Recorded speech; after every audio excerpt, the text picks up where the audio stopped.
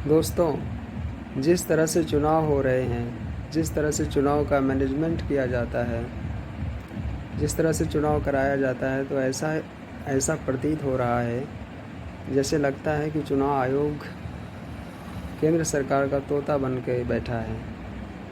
वो जैसा चाहती है, चुनाव आयोग ऐसा करती है और परिस्थितियां इस बात का गवाह दे रही है, इस बात की तस्दीक करती है, इस बात को और पुख्ता करती है। क्योंकि बंगाल में जब अभी चुनाव चल रहा है, इतनी बुरी से बुरी परिस्थिति आ गई देश में, कोरोना संक्रमण इतना फैल गया, लेकिन चुनाव आयोग ने चुनाव इसी बीच कराना बहुत महत्वपूर्ण समझा और कई चरणों में चुनाव कराए जा रहे हैं।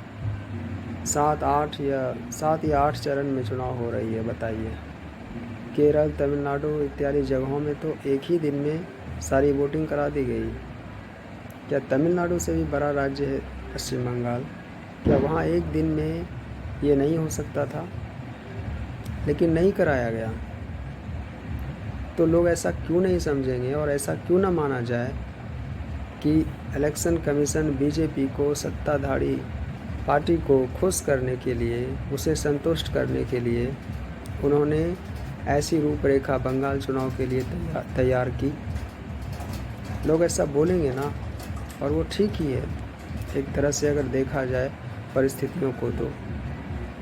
और चलो, इतने पर भी जब कोरोना महामारी का प्रकोप बढ़ता गया और अपने चरम की ओर पहुंचता जा रहा है, उसी बीच ममता बनर्जी ने ये चुनाव आयोग से ये अनुरोध किया था कि आप बचे हुए जो सीट पर जो बचा हुआ चुनाव है, उसे आप एक दिन में करिए, बचे हुए चरणों को एक दिन में कराकर समाप्त करिए, ताकि ये कोरोना संक्रमण की रफ्तार थमे थोड़ी और लोग अपने घरों में सुरक्षित रह सकें। लेकिन चुनाव आयोग ने आश्चर्यजनक रूप से उनकी ये बात भी नहीं मानी। ऐसे तो उन्हें स्वयं संज्ञान ले लेना चाहिए था इन सब परिस्थितियों को देखते हुए, लेकिन अनुरोध करने पर भी वो नहीं मानी। तो क्या समझा जाए? क्या वह बीजेपी को खुश नहीं कर रही है? क्या वो केंद्र सरकार के दबाव में चुनाव आयोग काम नहीं कर रही है? क्या चुनाव आयोग इलेक्शन कमीशन का क्या चुनाव आयोग ये केंद्र सरकार का तोता बन के नहीं बैठी है? सोचिएगा दोस्तों, सोचिएगा ज़रूर, चिंतन करिएगा इस पर। धन्यवाद।